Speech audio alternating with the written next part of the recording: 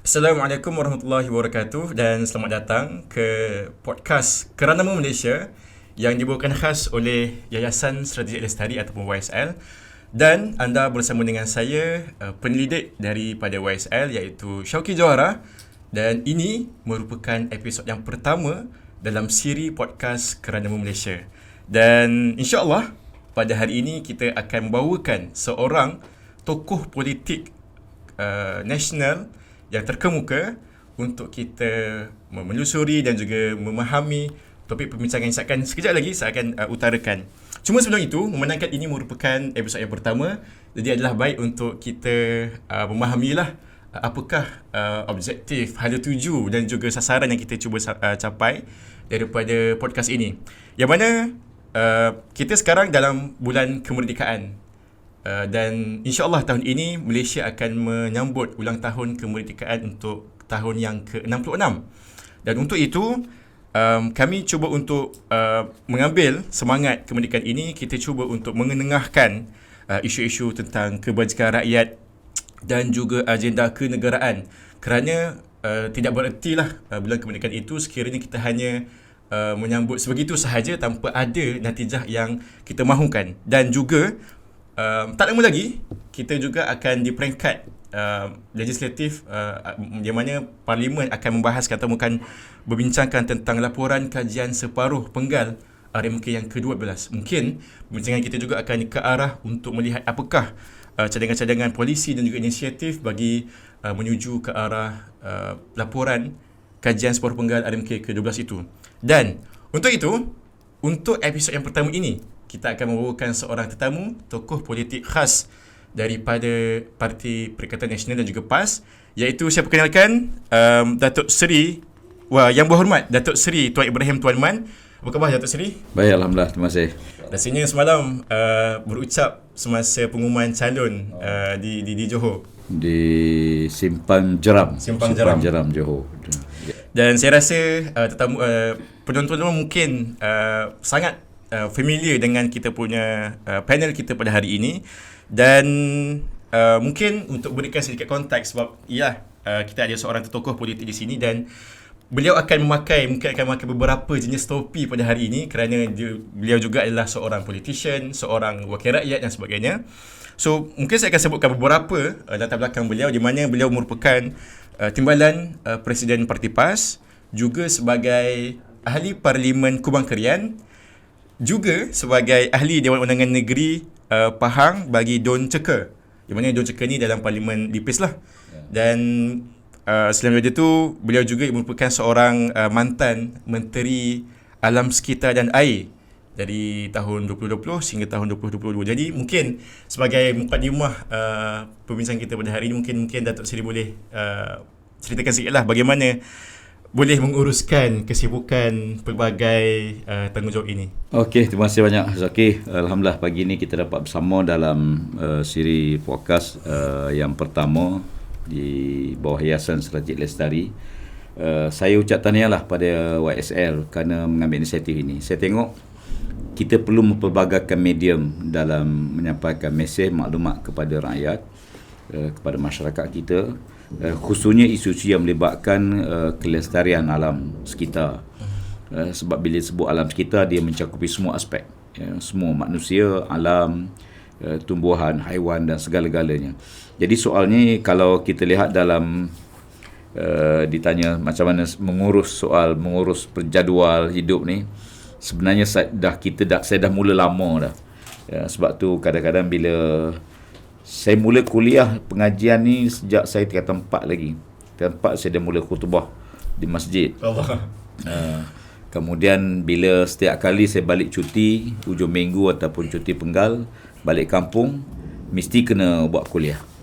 Kebetulan arwah pak saudara saya itu memang setiap kali anak saya dia balik hari Jumaat, sebelum khutbah dia akan minta menyampaikan tazkirah, menyampaikan khutbah sebagainya. Dan saya terlibat langsung dengan program kemasyarakatan yang dah lama lah, pengajian, mengajar sikit-sikit ni. Dari segi politik, memang kalau kita dah biasa dengan turun program, buat kuliah, mengajar ni, program politik pun sebenarnya tak banyak beza pun. Cuma pendekatan, approach kita dalam konteks politik. Memang kita akui kadang-kadang politik ni ada masa yang sangat sibuk. Terutama bila masuk pilihan raya, musim pilihan raya, musim muktamar dan sebagainya. Pada hari biasa kita normal lah. Tingkat dengan program parti, tingkat dengan program masyarakat, kita juga terlibat dengan tanggungjawab keluarga dan sebagainya. Yang saya rasa lah pengalaman peribadi saya yang paling payah sekali ialah bagaimana kita nak manage masa kita untuk keluarga, untuk parti, untuk jemaah dan untuk masyarakat. Kadang-kadang kita paksa korban lah, korban waktu-waktu yang sepatutnya kita bersama keluarga, paksa kita korbankan. Tapi bila dah biasa tu okey lah. Mula-mula tension jugalah. Tapi bila dah kita biasa, tapi saya punya konsep gini lah. Kita kena ada waktu kita bersama dengan keluarga. Kita kena reservekan masa kita. Saya sendiri pun, saya peribadi ada waktu saya nak rehat. Saya break daripada jadual 2-3 hari. Saya rehat mudah je, saya masuk hutan je. Saya masuk hutan, piknik di mana-mana, berkemah di mana-mana sungai, relief tension, rehat situ. Saya rasa lebih baik rehat dalam perkara yang kita suka, berehat di hospital. Kalau kita tak rehat di hospital, tak rehat. Kalau kita tak sedia waktu rehat kita kena berehat di hospital. Betul. Okey, itu sikitlah pengalaman. Jadi dalam konteks kehidupan seharian, sebenarnya yang penting kita urus jadual. Ada masa kita kena untuk keluarga, untuk diri kita, untuk Allah Ta'ala. Jadi Tuhan bagi 24 jam, saya rasa kita boleh urus. Masa rehat, tidur saya jangan kurang pada 3 jam je. 3 jam sudah cukup. Ada orang kata kena tidur 8 jam. Saya fikir sebenarnya tidur ni yang penting bukan lama. Kualiti dia. Kualiti. Sekejap pun tak apa. Tapi kita puas tidur. Macam kita bawa kereta, bila kita mengantuk sangat, kita tak perlu tidur lama pun. Betul. Kita rehat sekejap, 5 minit pun kita bangun dah segar dah. Jadi bagi saya, tidur ni bukan panjang, tapi ialah kualiti tidur. Tidur yang cukup. Apa yang saya buat, kalau saya ada masa sikit untuk tidur, saya akan minta doa kepada Allah Ta'ala. Ya Allah, berikan tidur yang puas dalam masa singkat. Doa dulu, kita tidur rasa puas betul. Kita bangun tu rasa segar. Alhamdulillah. So itu antara satu tip yang boleh yang dikongsikan oleh Wabi Datuk Seri, yang mana kalau kita rasa terlalu sibuk masa yang kita ada dan tak ada masa untuk berehat yang untuk tempoh yang lama, so kita mohon kepada Allah lah yang memberikan kerehatan, yang memberikan kita kesihatan, dan mungkin semoga Wabi Datuk Seri dikurniakan kesihatan supaya dapat terus berbakti pada masyarakat. Okey, baik. Kembali kepada podcast kita, yang mana saya lupa nak maklumkan bahawa insya-Allah podcast ini kita akan langsungkan dalam lebih kurang 4 ke 5 siri dengan topik yang berbeza, dengan panel yang berbeza. Dan untuk episod sulung yang pertama ini, memandangkan kita pun masih, saya kira kita masih ada mood pilihan raya lah kot. Kita baru selesai pilihan raya negeri dan tak lama lagi kita akan ada beberapa pilihan raya kecil. Dan kita bukanlah nak terlalu bersibuk sangat dengan pilihan raya sampai terlupa dengan khidmat kepada rakyat, tetapi ada baiknya untuk kita mengambil peluang ini untuk kita menyingkapi keputusan pilihan raya negeri kali yang ke-15. Kenapa saya sebutkan sebagai menyingkapi, Datuk Seri? Kerana tugas kita ataupun hasrat kita di sini bukanlah untuk menganalisis. Sebab analisis itu dah dilakukan oleh ramai tokoh-tokoh lain. Dan dah ada pun satu konklusi yang mungkin boleh kita fahamilah. Cuma kita nak ambil peluang ini untuk lihat apa mungkin pengajaran, mungkin kita nak raikan sedikit kemenangan pihak-pihak tertentu, dan apa lesson learn yang kita boleh ambil supaya bukan sekadar parti politik, tetapi kita mahukan pilihan raya ini juga bermanfaat kepada rakyat.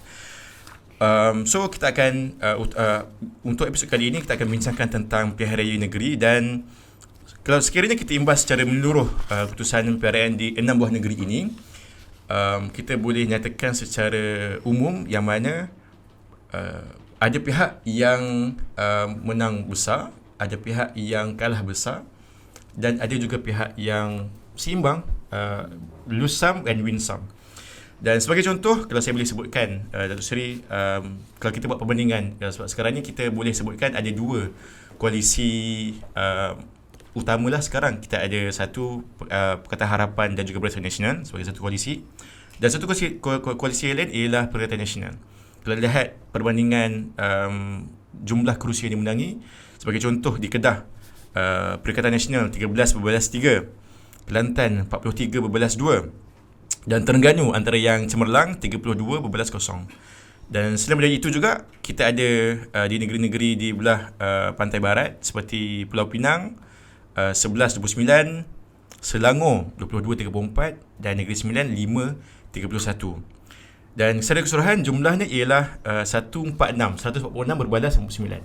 Jadi Datuk Seri, mewakili lah, saya boleh sebut mewakili pimpinan tertinggi PAS dan juga Perikatan Nasional. Mungkin boleh nyatakan apakah perasaan melihat keputusan inilah, sebaik sahaja keputusan ini diumumkan. Ya, pertama saya nak sebut tentang alhamdulillah. Bila keluar keputusan, kita telah pun mencapai satu pencapaian yang boleh banggakan lah. Ya, walaupun kita lihat ada beberapa yang kita jangka boleh menang, tiba-tiba contoh Selangor, yang kita dalam perancangan kita sebenarnya boleh tawan Selangor. Demikian juga kita sepatutnya lebih cemerlang di Negeri Sembilan. Dan kita sampai sasaran walaupun rendah sikit di Pulau Pinang. Secara keseluruhan kalau kita tengok pencapaian dalam pilihan raya baru ni, dia prestasi parti-parti politik yang bertanding. Sebagai contoh, baru ni DAP bertanding 47 kursi, dia menang 46 dan dikalah 1 kursi. Pencapaian bukan 97.9% dan dia merupakan pencapaian parti yang paling tinggi lah. Tapi jumlah kursi yang bertanding hanya 47. Berbanding dengan PAS, kita bertanding lebih kurang dalam kita dapat 82.7% daripada 102 kursi yang kita menang dan 22 kursi yang kita tewas. Dan kita berada pada kedudukan yang kedua, 82.7%.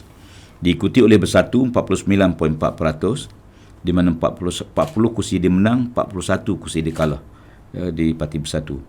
PKR 44.1%, di mana dia kalah 33 kursi dan dia menang 26 kursi.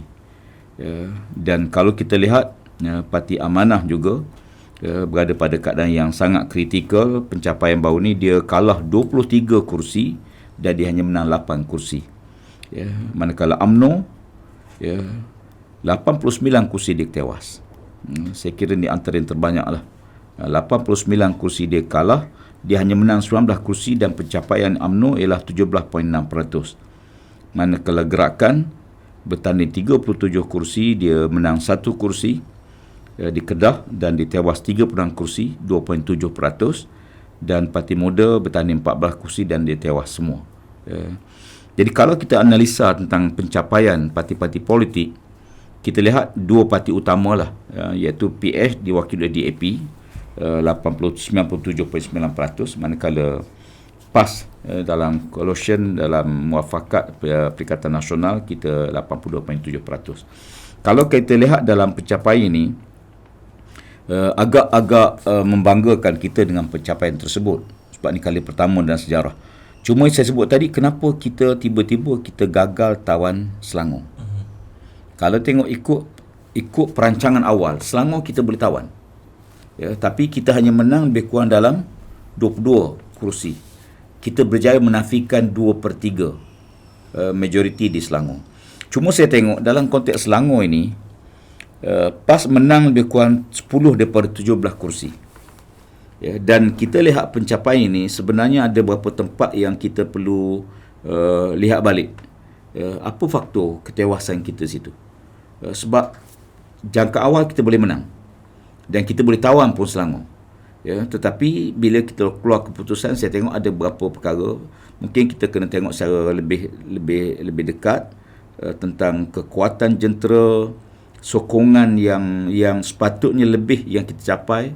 Mungkin ada faktor peratus keluar mengundi yang rendah, faktor calon yang tepat ataupun calon yang baik perlu letakkan tempat yang baik. Kalau calon yang hebat tapi tempat yang tidak bersedia, kita juga akan mengalami kegagalan. Ini antara analisa yang awal yang kita boleh tengok. Bagaimanapun pencapaian baru-baru ini, kita telah pun rasa bangga. Kita ada 146 kursi berbanding 80 kursi daripada PH manakala BN ada 19 kursi. Jadi kalau kita analisa, saya lihat sebagai pimpinan Perikatan Nasional, saya rasa bangga, alhamdulillah, terima kasih banyak pada jentera parti, petugas-petugas, para pengundi yang telah memberi keyakinan kepada PAS walaupun ditakut-takutkan oleh pengundi khusus di kalangan masyarakat bukan Melayu. Dianggap sebagai green wave, gelombang hijau ini menakutkan. Apakah betul dia menakutkan? Kalau tengok data yang ada, kita gagal dapat sokongan daripada masyarakat Tionghoa, masyarakat bukan Melayu. Dan DAP mencapai pencapaian yang cemerlang. Tapi agak menarik juga sebab ada satu kursi gerakan bertani kawasan majoriti bukan Melayu dan dia boleh capai kemenangan. Ini mungkin kita akan boleh tengok nanti dalam beberapa perbincangan selepas ini, insyaAllah. Betul. YP pun dah sentuh tentang green wave dan kita akan pergi lebih dalam untuk setiap perkara-perkara yang disebutkan, antaranya green wave dan peratusan keluar mengundi, kerana saya pun sebagai pengundi di saluran anak muda, saya dah kali kedua lah. Pilihan yang pertama pada 2018. Saya bertugas sebagai pacar di Parlimen Pandan. Tapi saya mengundi di Sementa di Parlimen Kapar. So pagi tu saya bersibuklah dengan uruskan pacar, kemudian rehat untuk pergi mengundi di Sementa, dan saya buat perkara yang sama juga semasa PRU yang PRU 15, pilihan raya umum yang ke-15. Mengejutkan, PRU 15 saya datang beratur panjang, tetapi masa PRN kali ni tak perlu beratur pun. So memang betul antara faktor yang memberi kesan kepada keputusan ini ialah faktor turnout voters tu lah sendiri kan. So kita akan telusuri dengan dalam. So saya cukup bimbanglah. Betul. Dan mungkin itu adalah soalan pertama kita pada episod ini, dan kita akan berehat seketika untuk kita berikan laluan kepada commercial break, dan insyaAllah kita akan kembali selepas ini.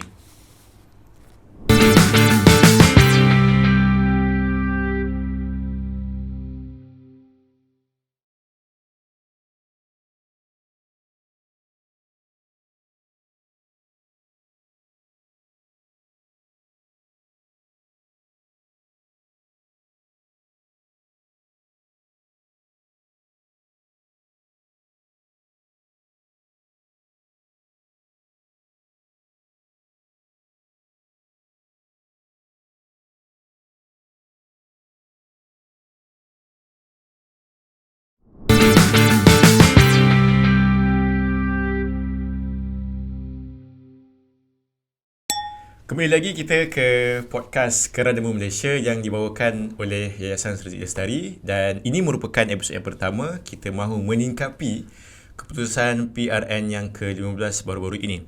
Dan mungkin dan saya hari ini ditemani bersama-sama dengan YB Datuk Seri Ustaz Tuan Ibrahim Tuan Man, dan insya-Allah kita nak teruskan perbincangan kita tentang PRN ini. Dan saya rasa perlulah penting untuk kita lihat beberapa perkara positif hasil daripada keputusan PRN ini. Dan mungkin perkara positif yang pertama yang kita boleh bincangkan ialah tentang sokongan ataupun undi popular yang agak meningkat secara ketara bagi Perikatan Nasional di semua negeri berbanding daripada PRU ke-11 yang lalu. Dan saya bawakan beberapa nombor di sini. Kalau kita lihat sebagai contoh, di negeri Selangor peningkatan berlaku sebanyak 10.2%, Kedah 14.6%, dan Negeri Sembilan walaupun kerusi sedikit tetapi kita lihat juga peningkatan undi itu meningkat sebanyak 15.4%. Jadi mungkin Wabi Datuk Seri boleh kongsikan dengan kita apakah mungkin faktor-faktor utama yang menyebabkan kepada pengukuhan sokongan rakyat terhadap Perikatan Nasional. Okey, kalau kita tengok dari segi pencapaian, ni pencapaian terbaik lah dalam sejarah PAS. Sejak kita mula tubuh sampai 51, kita masuk pertanding kali pertama sampai 55 sebelum merdeka. Masa itu kita menang satu kursi. Kemudian kita terus bersama sampai pilihan raya ke-15 baru-baru ini. Dan kalau kita tengok dia punya curve, dia punya sokongan pada PAS ni dia naik turun lah. Semua parti macam tu, tapi agak ketara ialah sokongan kepada Barisan Nasional. Dia mula menurun selepas pilihan ke-14 secara mendadak, dan sokongan pengundi Melayu berpindah daripada UMNO kepada PAS. Ya. dan pengundi atas pagar daripada PKR kepada Bersatu. Jadi peralihan sokongan ni agak ketara. Kalau kita tengok, bermakna orang Melayu dah hilang kepercayaan kepada UMNO dan mereka berpindah kepada PAS. Sebab itu kita tengok sokongan pada PAS tu agak drastik. Sebagai contoh bandingan saya peribadi saya sendiri di Parlimen Kubang Krian, pilihan raya ke-14 saya dapat undi lebih kurang majoriti 17,000. Baru ni 41,000. Bahkan kalau tengok data sikit lah, yang saya sempat kumpulkan ialah pencapaian kita punya menteri-menteri besar. Di Kelantan, Datuk Ahmad Yaakob pilihan ke-14 dapat majoriti 8,352 undi. Tapi baru ni, pilihan raya negeri baru ni dapat 12,811 undi. Banyak meningkat ketara. Peningkatan agak ketara. Dr. Ahmad Samsuri daripada 6,028 majoriti undi, pilihan ke-14, pilihan ke-15 dapat 17,295 undi. Sanusi di Kedah, ni saya ingat dia angkat tangan lah ni. Daripada 2,455 baru dapat 16,050 undi.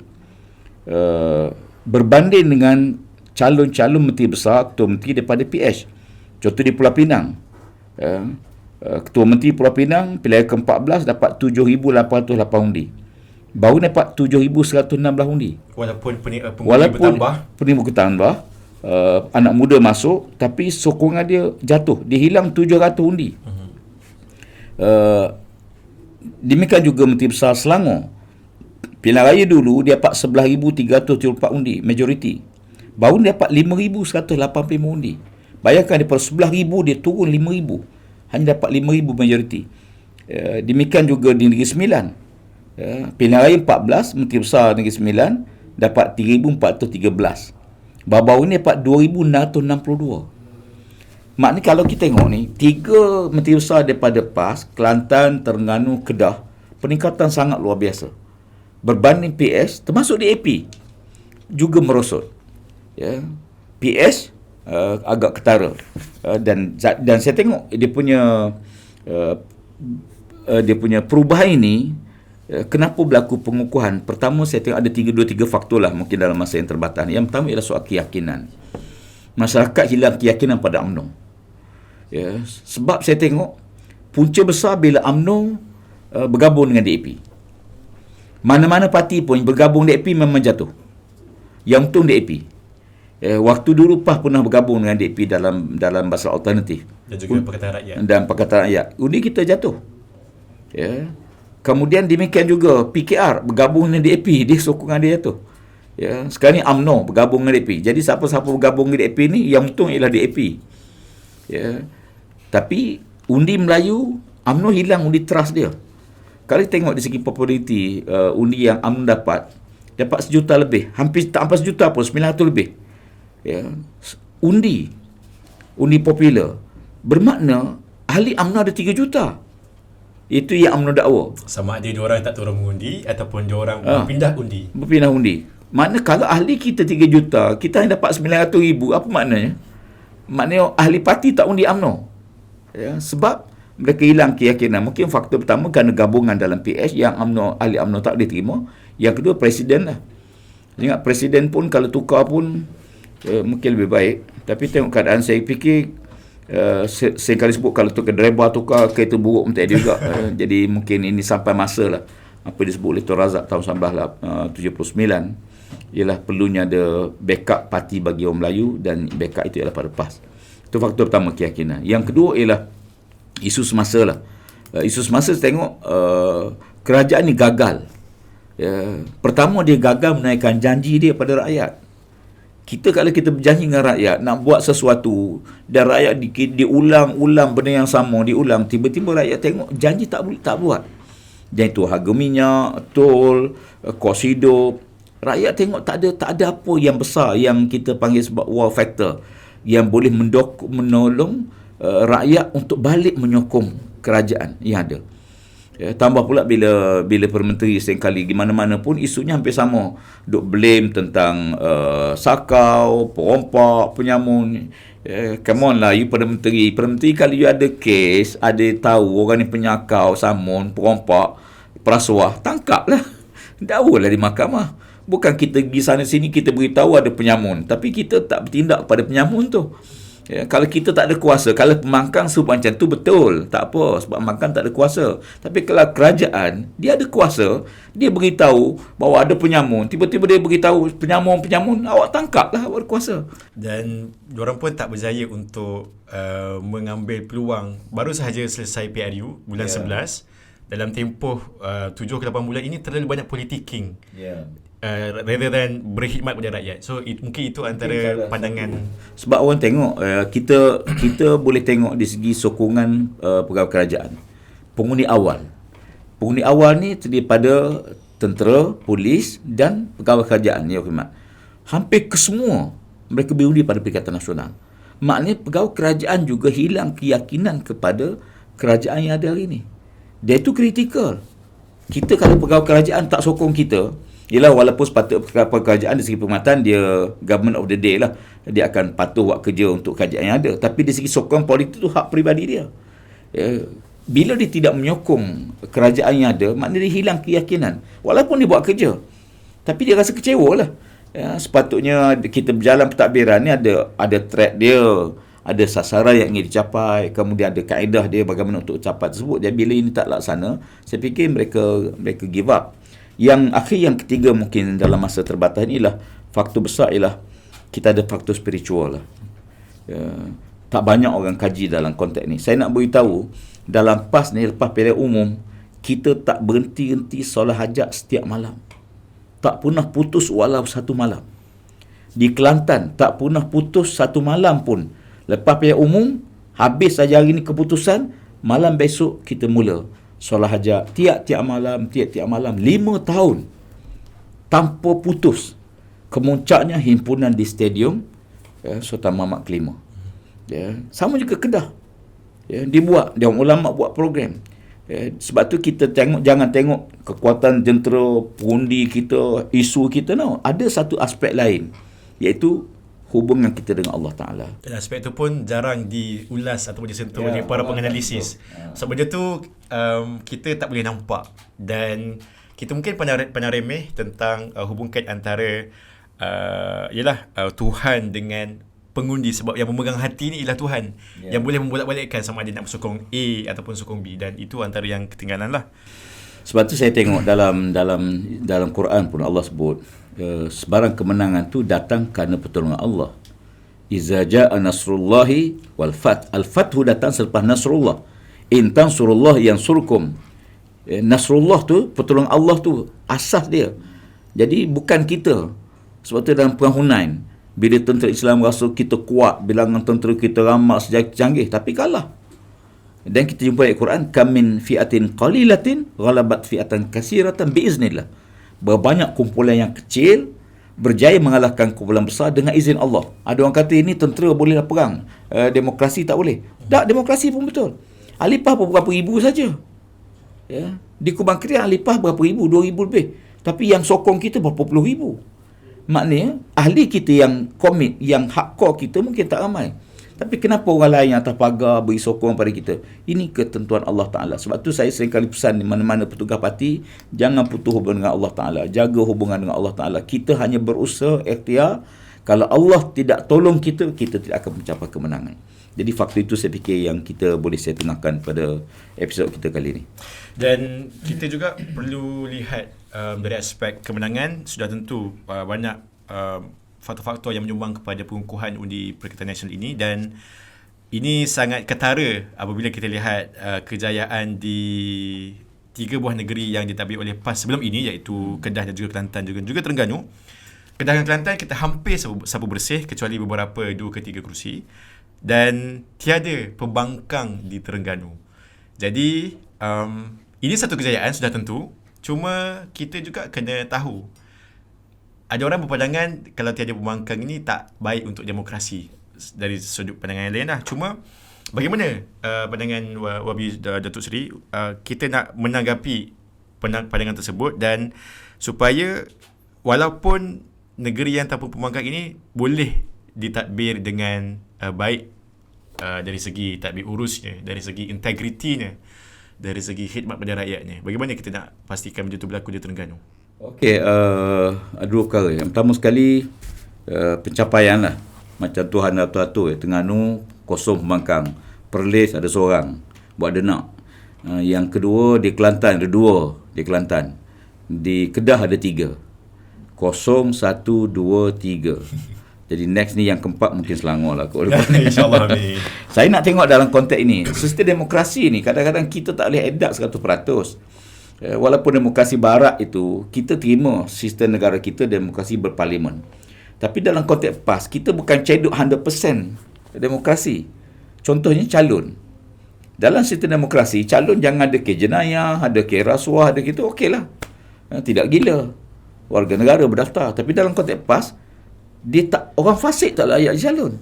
Dalam demokrasi tak ada nilai fasik ni. Tapi dalam PAS kita teliti. Sama juga dalam soal pembangkang. Kewujudan pembangkang ni memang ada baik, bukan tak baik. Tetapi bukan bermakna kalau tak ada pembangkang, kita boleh takbir urus dengan baik. Kalau kerajaan tu dah baik, kalau saya fikir zaman Rasulullah perlu ada pembangkang tak? Zaman sahabat Khulafaur Rasyidin, Abu Bakar, Umar, Osman, Ali. Ni kita bukan zaman itu. Tapi nak sebutnya, tak semesti bila tak ada pembangkang, maka kita boleh kritik. Kita boleh tegur. Dalam Islam, man ra'a minkum munkaran falyughayyirhu biyadihi. Siapa-siapa saja tengok kemungkaran, sama ada dalam kerajaan, adun dalam kerajaan, tengok kemungkaran dia buat, dia kena cegah dengan kuasa yang daripada dia. Tuan Nabi tak kata siapa-siapa jadi pembangkang maka nak tegur. Tak. Siapa-siapa saja.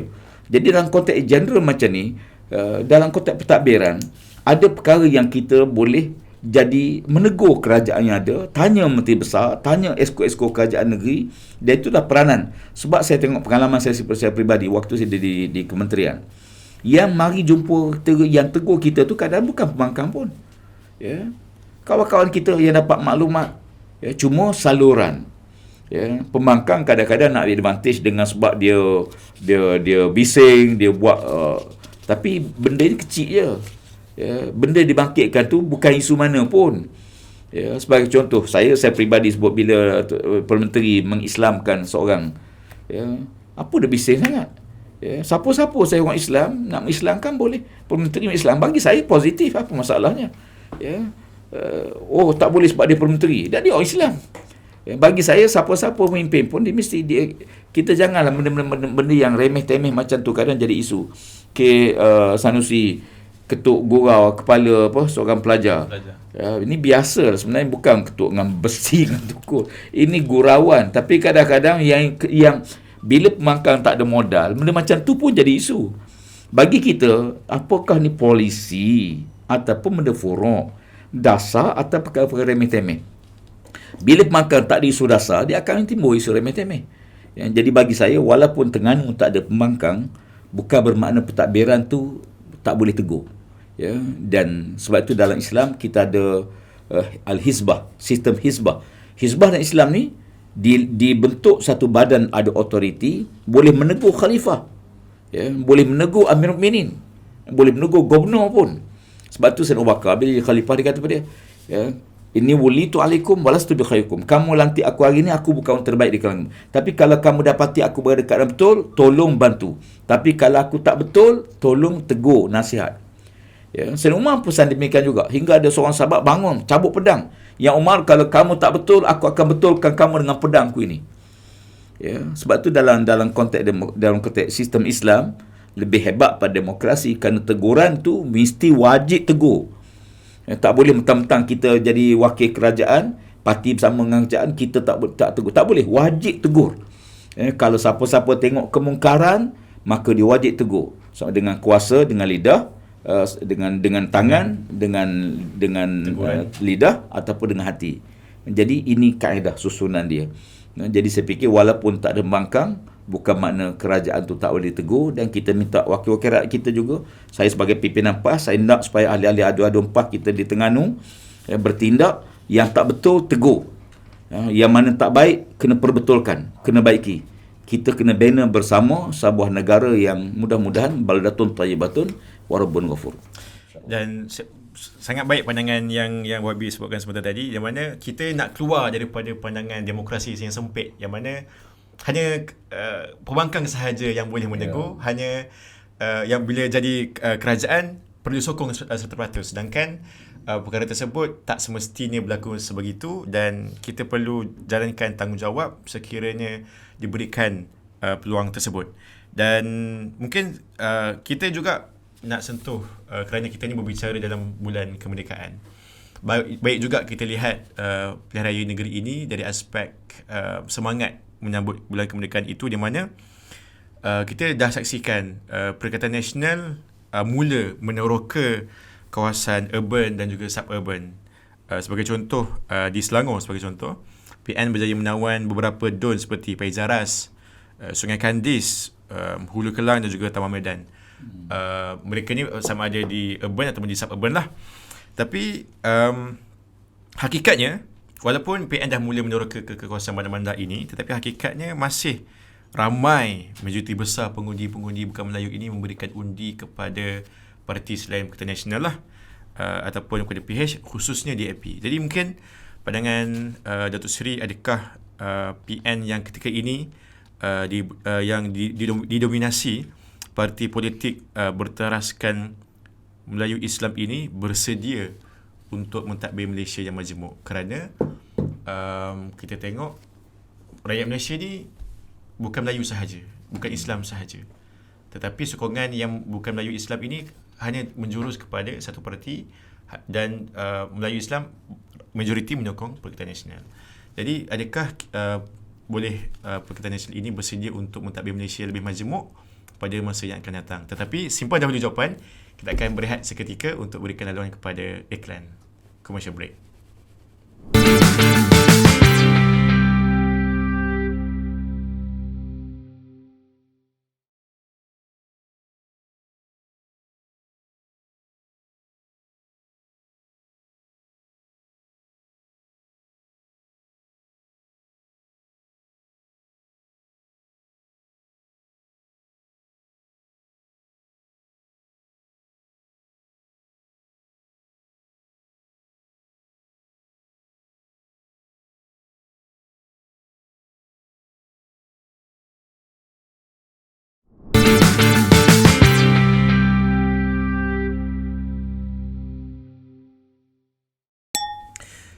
Kembali lagi kita dalam siri podcast Kerana Malaysia yang dibawakan oleh YSL, dan kita akan menyingkapi keputusan pilihan raya negeri yang ke-15 baru-baru ini. Dan saya teruskan kepada soalan yang tadi sebelum kita berehat untuk commercial break. Adakah Perikatan Nasional yang didominasi oleh parti politik berteraskan Melayu Islam ini bersedia untuk mentadbir Malaysia yang majmuk? Datuk Seri.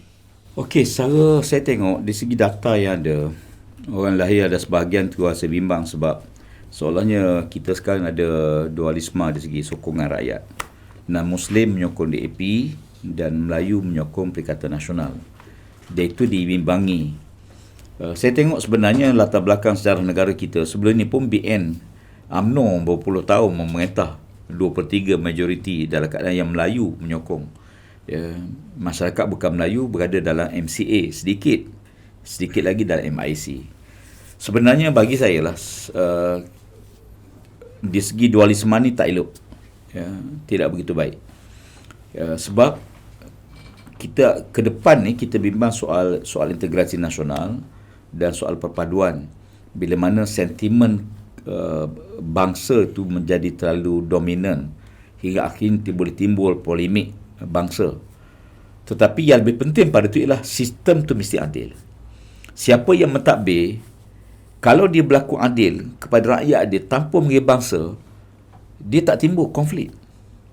Tapi kalau satu kaum ataupun kita majmuk tapi bila tak adil, akan timbul konflik. 13 Mei berlaku dalam keadaan yang majoriti Melayu mentadbir pada masa itu.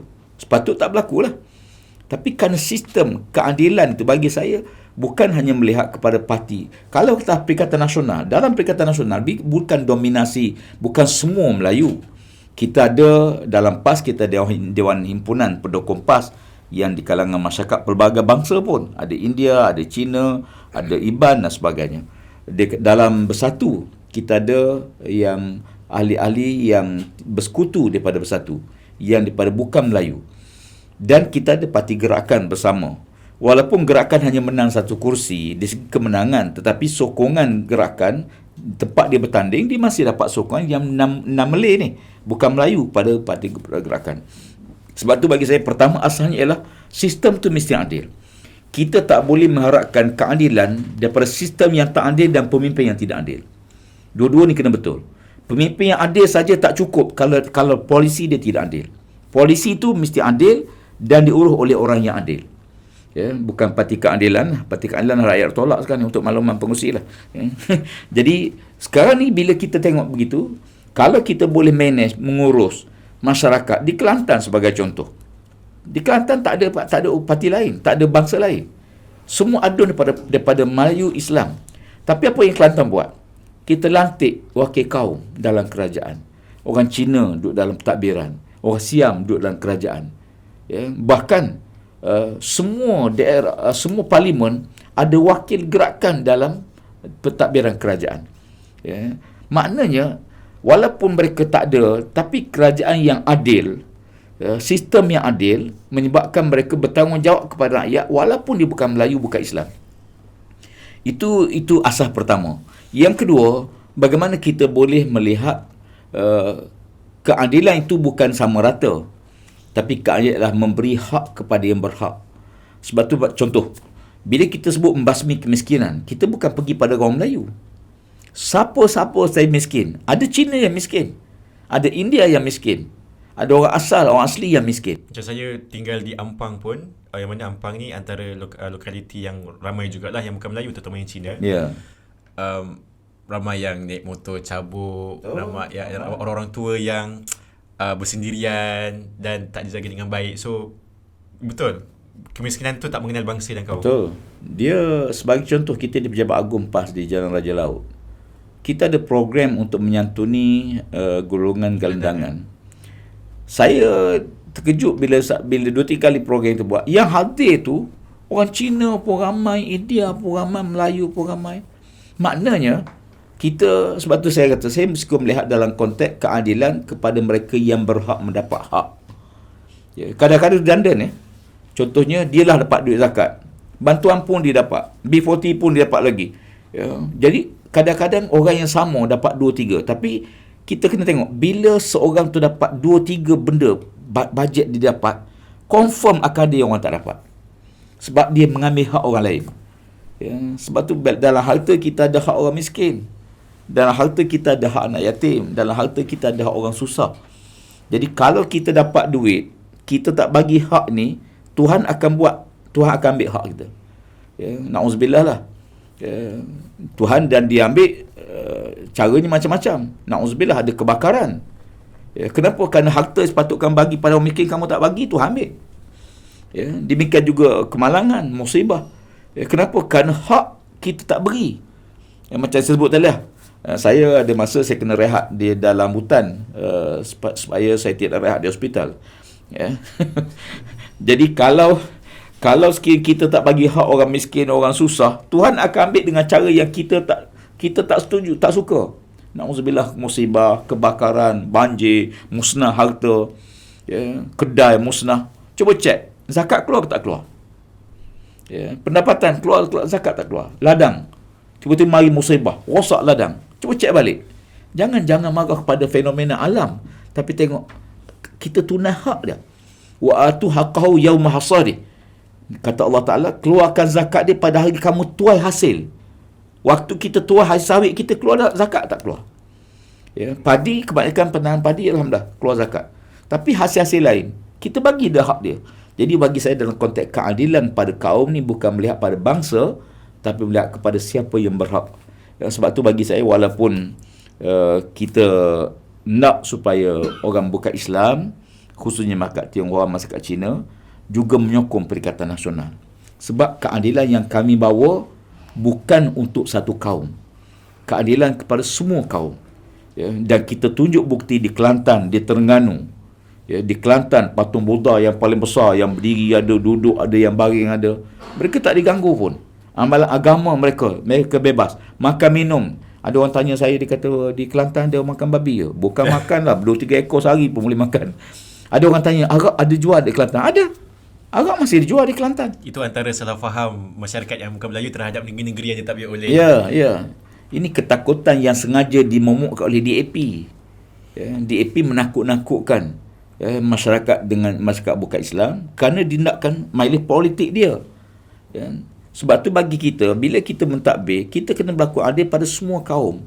Sebab tu bagi saya, walaupun ini agak tidak begitu baik dalam konteks perpaduan ummah, penyatuan ummah pada masa hadapan atau perpaduan nasional, tapi bukan hanya faktor politik. Dia banyak faktor lain yang juga kita kena tengok. Faktor pendidikan, faktor penempatan penduduk, pengasingan. Orang Melayu duduk di kawasan tidak bercampur. Orang Cina dalam kawasan dia, orang Melayu kawasan dia, India kawasan dia. Ini penjajah yang buat pada kita. Bila penjajah datang, dia tahu orang Melayu di kampung. India di estate. Cina di bandar.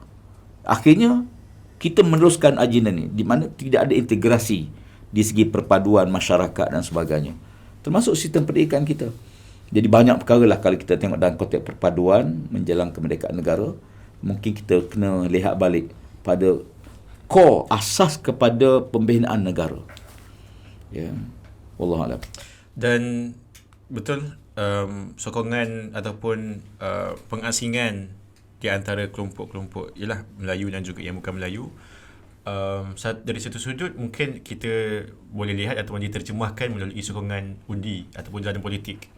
Tapi itu bukan semata-mata kayu ukur kita, kerana kita juga ada aspek pendidikan, aspek pertempatan lokaliti mereka ini.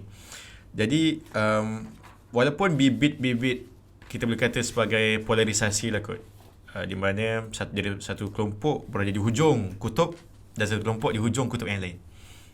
Mungkin itu dah perkara yang berlaku dan kita pun tak nak perkara itu berterusan. Tapi yang lebih penting ialah menjadi tanggungjawab kepada pimpinan yang dilantik. Tak kisah pimpinan itu ialah yang disokong oleh kutub utara ataupun dilantik oleh kutub selatan. Dari segi polarisasi kaum ini, menjadi tanggungjawab mana-mana pihak yang dilantik sebagai pemimpin untuk memastikan mereka meredakan pergeseran ini. Bukan semata-mata hanya menunggu pilihan raya dan menunggang sentimen-sentimen tertentu, tetapi perlu lihat juga bagaimana kita menggunakan pakai instrumen seperti pendidikan, seperti pekerjaan dan juga penempatan bagi meredakanlah dan kita mahu melihat Malaysia yang lebih sentosa pada masa akan datang. Dan sebenarnya begitu juga, mungkin kita ada beberapa situasi yang kita sedang alami sekarang ini, bukan sahaja di aspek pilihan raya, tetapi aspek sokongan ataupun perpaduan kaum ini, yang mana DAP dan juga PAS merupakan antara dua parti yang paling cemerlang. Dan Datuk Seri pun dah sebutkan peratusan berapa kerusi menang, berapa kerusi kalah, dan dua parti ini ialah parti yang paling cemerlang. Namun hakikatnya, kedua-dua parti ini, saya meminjam quote daripada saudara Khairi Jamaluddin dalam podcast beliau yang lain, yang mana beliau menyebutkan kedua-dua parti ini menjual realiti yang berbeza. Mungkin editor kita boleh paparkan satu gambar rajah daripada saya pinjam gambar rajah tersebut ataupun spektrum politik itu yang dilukiskan oleh seorang pengguna Facebook, yang mana DAP pada satu kutub yang di hujung, manakala PAS juga berada di satu kutub yang hujung. Jadi mungkin soalannya kepada Wabi Datuk Seri tentang bila melihat kepada trend ini, adakah PRU ataupun PRN 15 ini menjadi titik tolak kepada Malaysia yang negara yang polarise? Melayu sokong satu parti, manakala DAP ataupun bukan Melayu sokong satu parti yang lain. Okey, saya tengok beginilah, politik ni dia tidak statik. Dia akan berubah dan dia akan gerahnya pun, trend dia pun akan terus berubah. Dia bukan mesti tetap begitu, sehingga ada satu-satu faktor yang akan mengubah senario yang berlaku. Malah dalam 2 dekad ini pun berlaku macam-macam. BN dulu sangat mendominasi, sekarang dah hampir tumbang. Dulu parti yang utama di kalangan 6 Malay ialah MCA. MCA dominan besar di kalangan pengundi Cina. MIC pengundi India. Kemudian MCA jatuh, diganti oleh Gerakan. Gerakan dapat undi terbesar di kalangan masyarakat Cina. Kemudian Gerakan juga tumbang. Sekarang DAP. PRU 12 ataupun 2008 antara titik. Maknanya dia segmen tu berubah-ubah. Cuma saya tengok dalam konteks jangka panjang parti politik, di Malaysia, trend kita sekarang ni ialah trend untuk mencari jalan pendekatan bagaimana supaya kehidupan masyarakat ini dapat dipelihara, keharmonian dapat dijaga. Kita ada dua kekuatan besar di Malaysia. Pertama, kekuatan trust pembinaan negara kita. Dulu waktu kita bentuk kemerdekaan kita dah ada kontrak sosial yang diterima oleh semua kaum di Malaysia. Walaupun saya peribadi, kita tidak bersetuju parti-parti politik yang diasaskan di atas asas kaum. Ya. Bila UMNO Melayu, hidup Melayu, hidup Melayu. Ya, tapi parti yang bukan Melayu mati ke? Tak, Cina kata MCA hidup Cina pula. MIC hidup India. Jadi siapa yang mati? Semua nak hidup lah. Tapi ini tak apa kalau diurus dengan baik. Macam mana cara urus dia? 3 parti diikat dalam satu perikatan. Dulu parti perikatan dulu. Gambar kapal layar. Ya, parti perikatan. MCA, MIC, UMNO. Tapi masing-masing membawa naratif kaum. UMNO jaga Melayu. MCA jaga Cina. MIC jaga India. Akhirnya perpaduan tak berlaku situ. Saya rasa kita silap di peringkat awal dalam konteks pendekatan politik. Ya, sebab bila parti-parti dibina atas asas kaum. Ya, kemudian lepas itu barulah kita lihat mula dah ada parti-parti lain yang menerima pelbagai kaum. Ya, dalam PAS kita tidak asaskan kaum. Kita diasaskan asas agama. Ada orang bimbang. Ya, dia kata kalau PAS parti Islam, bagaimana pula parti Kristian, parti Buddha, parti Hindu? Ya. Ada orang tanya, saya sebut bahawa kenapa kita asaskan PAS tak Islam? Sebab base kita menuntut kita berlaku adil pada semua orang. Ya. Sumber kita bukan sumber Melayu. Sumber kita sumber daripada Tuhan yang mencipta manusia. Yang mencipta pelbagai kaum, mencipta alam. Sumber kita pada Nabi. Nabi yang memimpin kaum pelbagai. Sebab tu masyarakat yang bangsa tak perlu bimbang, sebab dalam konteks perjuangan PAS, kemuliaan kita bukan pada bangsa. Ya, kemuliaan tidak pada bangsa. Kemuliaan kita pada yang bertakwa. Siapa yang paling bertakwa, dia paling baik. Mungkin hari ini kita tengok yang memimpin PAS orang Melayu. Tidak mustahil satu hari yang memimpin PAS orang Cina. Ya. Saya kebetulan mak mentua saya Cina. Ya. Dan dia jadi calon PAS dulu. Sekarang pun ramai orang Cina yang jadi calon PAS. Orang India yang jadi calon PAS ramai. Ya, bukan Dewan Himpunan ni. Ya, dia bangsa ni dia berada di bawah kekuatan agama. Sebab tu bagi kita, saya beritahu rakan-rakan bukan Melayu, kalau saya orang Melayu tidak adil kepada orang Cina, Allah Ta'ala akan hukum saya. Ya, sebab saya bercanggah dengan apa yang Allah tuntut pada kita. Jadi oleh kerana itu, bila kita tengok, pertama saya sebut tadi kontrak sosial yang kena jaga. Hari ini kontrak sosial cuba diganggu. Bila ganggu bahaya. Bila trust asas ni diganggu, maka dia bahaya. Yang kedua, kita membentuk kemerdekaan melalui rukun negara. Ya, asas rukun negara. Kepercayaan kepada Tuhan, kesetiaan pada raja dan negara, keuluran perlembagaan, kedaulatan undang-undang, kesopanan dan kesusilaan. Zaman saya dulu kena hafal ni. Siapa tak hafal kena hukum. Rasa kami pun masih hafal lagi. Hafal lagi? Hafal lagi. Kalau tak hafal kena hukum. Betul. Kena berdiri atas meja. Bukan berdiri atas kursi, berdiri atas meja tu. Kena hafal ni. Ya, rukun Islam tak hafal, rukun negara kena hafal. Pun satu penyakit juga. Ya, jadi balik pada kita. Jadi soalnya bila rukun negara, terah apa dia? Perpaduan. Apa terah kebudayaan Melayu? Islam, budaya Melayu sebagai teras kebudayaan nasional. Bahasa Melayu sebagai bahasa kebangsaan. Jadi bila yang ini mula diganggu gugat, kebudayaan mula masuk budaya lain. Saya bukan kritik. Saya baru ni jumpa dengan Duta Jepun. Dia tanya pasal apa kita PAS menentang Bon Odori dan sebagainya. Adalah pihak-pihak menentang. Saya kata mungkin kerana silap faham. Silap faham di sini ialah kita kena faham bahawa dalam PAS ni ada perkara yang kita boleh buat bersama, ada perkara tak boleh. Kalau perkara prinsip dasar akidah, tak boleh. Kalau keperayaan kebudayaan, apa semua, tak apa. Saya tanya dia, Bon Odori ni keperayaan budaya ke ataupun agama? Dia kata dulu, waktu di asal, ratus tahun dulu agama. Tapi hari dah jadi budaya dah. Saya kata kalau budaya tak ada isu. Tak ada masalah. selagi mana tidak ada nilai-nilai yang bercanggah syarak lah dalam majlis tu. Tapi asas majlis tu tak salah. Jadi makna kita kena pemahaman kena betul. Jadi supaya kebudayaan asing ni bukan budaya kita, ni bukan budaya luar yang kita bawa, kita balas sama kita. Sama juga dengan teras keluhuran perlembagaan, kedaulatan undang-undang. Bila tak Islam sebagai agama persekutuan, itu ada hak. Sebab tu ada Menteri Agama, Menteri Hak Ehwal Islam kena ada. Pasal apa? Kerana itulah perlembagaan negara kita.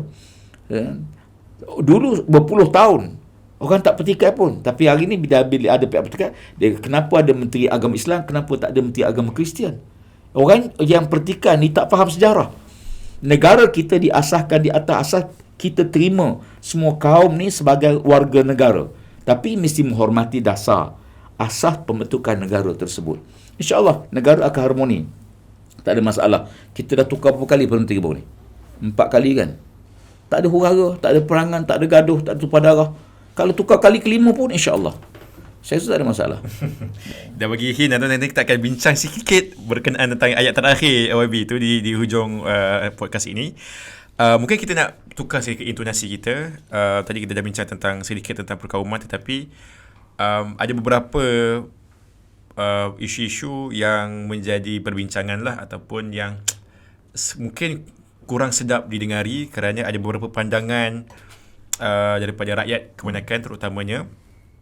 Salah satunya ialah mereka mengatakan pengundi Perikatan Nasional ini, terutama di Kedah, di Kelantan juga di Terengganu, mereka berfikiran cetek dan tidak mahu kemajuan. Saya tak pasti saya pun ialah kita memerhatikan masyarakat ini dah lama ya, kita pun boleh tengok bila bergaul dengan orang-orang di jalanan, ataupun kita melihat interaksi rakyat di media sosial. Tetapi hanya baru-baru ini sahaja bila musim kempen pilihan raya ini, ada suara-suara yang mengatakan sedemikian, iaitu bila pengundi-pengundi Perikatan Nasional ini mereka berfikiran cetek dan tidak mahukan kemajuan, manakala Pakatan Harapan yang sebaliknya lah. Jadi mungkin Datuk Seri boleh respon sikit tentang kenyataan saya ni kenyataan yang, kalau Sanusi diguna perkataan yang kasar sikit lah. Saya tengok gini ya, siapa yang tak nak pembangunan? Dan apa maksud pembangunan? Kalau kerana mengundi pembangkang, berpuluh tahun DAP menang sebagai pembangkang di semua kawasan bandar. Bukit Bintang tu berpuluh tahun dah tak pernah dikuasai oleh parti kerajaan pun. Ya, di bandar-bandar besar, di Ipoh Timur sebagai contoh. Di Kelantan, walaupun zaman pemerintah sekarang pun, bandar Kota Baru masih dikuasai, dimenangi oleh Kota Lama, Dong Kota Lama masih dikuasai oleh PH. Apakah mereka tak nak membangkang pembangunan? Ya, jadi yang keluar kenyataan ni saya dia tak fikirlah. Kenyataan yang dilontar. Sebab isu pembangunan ni, isu yang bersama dengan kita punya kepesatan keperluan hidup. Dia bila keperluan hidup kita meningkat, maka pembangunan secara automatik akan berjalan di situ. Dulu waktu kita ada basikal, kita tak perlu jalan besar pun. Sekadar untuk mak basikal je jalan kita. Atas batas, gitu je lah dulu. Kemudian bila ada beca, jalan kita makin besar. Bila ada kereta, jalan makin besar. Bila kereta makin banyak, 3 lorong tak cukup, mungkin 4 lorong. Nanti bila kita semua pakai kapal terbang, lagi besar jalan tu nanti. Maksudnya, keperluan pembangunan akan mengikut keperluan hidup manusia. Bila keperluan hidup manusia meningkat, keperluan kena isi. Jadi oleh kerana tu, bila rakyat menyokong Perikatan Nasional, bukan soal mereka tolak pembangunan, mereka nak pembangunan yang adil, pembangunan yang betul, pembangunan yang tidak merosakkan, pembangunan yang tak ada nilai-nilai yang meruntuhkan akhlak. Kita tak nak fizikal membangun tapi kemanusiaan musnah. Kita nak kemanusiaan tu hidup dalam pembangunan yang hidup. Dan kalau kita bincang, isu ni panjang. Siapa yang memiliki pembangunan? Ya, siapa yang memiliki kesempatan di atas kekayaan negara? Kaum mana yang monopoli kekayaan negara? Kenapa ada jurang di antara kaya yang melampau dengan miskin yang tegal? Ya, kerana agihan kekayaan tidak adil. Ya, Allah tak sebut kaila lakun dulatan baina aghniyat minhum, supaya supaya kekayaan tidak berlega di kalangan mereka saja. Ni monopoli berlaku. Tapi biar merata kepada semua. Jadi saya fikir tak ada makna bangunan yang tinggi kalau hanya 2-3 tokoh saja memiliki. Rakyat marhaim di bawah makin teruk makin menderita. Setiap kali kita membuka pasar raya besar, kita kena ingat berpuluh kedai runcit yang kecil akan tutup. Jangan bangga dengan banyaknya pasar raya besar. Kita kena ingat 30-40 kedai runcit di kampung terpaksa tutup. Kenapa tak mampu bersaing dengan toko-toko yang besar? Jadi kita harus imbang di antara keperluan menghidupkan, memakmurkan muka bumi di kalangan rakyat, semua pihak supaya merasai. Sebab tu kalau kita tengok dalam jangka pilihan raya, kita perlu bukan keputusan saja, tapi polisi yang betul. Yang dasar yang betul, hadul tuju yang betul dan dipimpin oleh orang yang betul. Saya cadang untuk tutupkan perbincangan kita dengan firman, dengan satu hadis Nabi SAW, bila Nabi sebut, bila sahabat Nabi, ya Rasulullah, mata sa'ah, bilakah kiamat? Kata Nabi, iza wusidal amru ila ghairi ma'ali pantaz sa'ah. Bila mana kamu lantik seorang yang bukan haknya, maka tunggulah kehancuran. Jadi kiamat itu bila iza duyatil amanah, kata Nabi, bila berlaku kiamat, kata Nabi, bila amanah dikhianati. Sahabat tanya lagi, bagaimana khianat pada amanah ya Rasulullah? Nabi kata, bila kamu lantik seorang yang bukan hak dia, maka tunggulah kehancuran. Bila pemimpin dilipit daripada orang yang tak ada takut pada Allah, tak ada pertimbangan dosa pahala, tak ada pertimbangan ala akhirat, takut hanya pada undang-undang manusia saja, tunggulah kehancuran. Sebab tu kita perlu bina semula hala tuju politik negara kita. Peraturan kita jaga, undang-undang kita jaga, tapi ketakwaan juga menjadi asas. Barulah negara kita akan dapat keberkatan daripada Allah Subhanahu Wa Taala. Wallahu a'lam. Baik, kita pun sudah menghampiri ke penghujung siri podcast kita yang pertama ini bagi menyingkapi keputusan Pilihan Negeri, dan alhamdulillah kita sudah pun bicara lebih kurang 1 jam bersama-sama dengan yang berhormat Datuk Seri Tuan Ibrahim Tuan Man, yang memberikan pandangan beliau tentang keputusan pasca Pilihan Negeri ini, dan kita ulas banyak-banyak pelbagai sudut pandang, dan antaranya kita mahu menjadikan peluang ataupun masa kita menyambut bulan kemerdekaan ini dengan menyuburkan kembali satu dari segi perpaduan rakyat, walaupun kita memberikan sokongan kepada parti politik tertentu, namun jangan jadikan itu sebagai batu tembok yang memisahkan antara kita. Dan juga satu seruan yang sering diulang-ulang oleh Wabi Datuk Seri tentang bagaimana peranan pemimpin untuk memastikan kepimpinan mereka itu terus mentadbir negara dengan baik, kerana kita tidak mahu apabila pertikaian yang berlaku di peringkat atasan pimpinan ini memangsakan rakyat di bawahan. Dan saya kira itu ini merupakan episod sulung, namun episod yang cukup baik untuk kita jadikan sebagai satu landasan kepada siri-siri yang seterusnya. Dan insya-Allah dari pihak Yayasan Sri Lestari kami mengucapkan jutaan terima kasih kepada Wabi Datuk Seri kerana menjadi panel yang pertama untuk siri ini, dan mungkin kita akan ada sedikit tambahan ataupun siri yang kedua ini kita akan terus bersambung, tetapi kita akan mengupas topik yang berbeza dengan panel yang sama, dan insya-Allah kita akan teruskan dan bawakan siri podcast Kerana Malaysia ini pada episod yang akan datang. Assalamualaikum warahmatullahi taala wabarakatuh. Assalamualaikum warahmatullahi wabarakatuh.